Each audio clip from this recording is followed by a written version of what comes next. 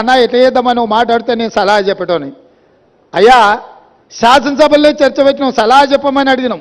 శాసనసభలో నేను స్పీకర్ గారికి విజ్ఞప్తి చేసిన, దయచేసి మాజీ ముఖ్యమంత్రి గారికి ఆదేశాలు ఇవ్వండి, అవసరమైతే సభను వాయిదా వేయండి, వారు వచ్చినాక వారి సలహా సూచనలు తీసుకున్న తర్వాతనే తీర్మానం చేద్దామని చెప్పినాం.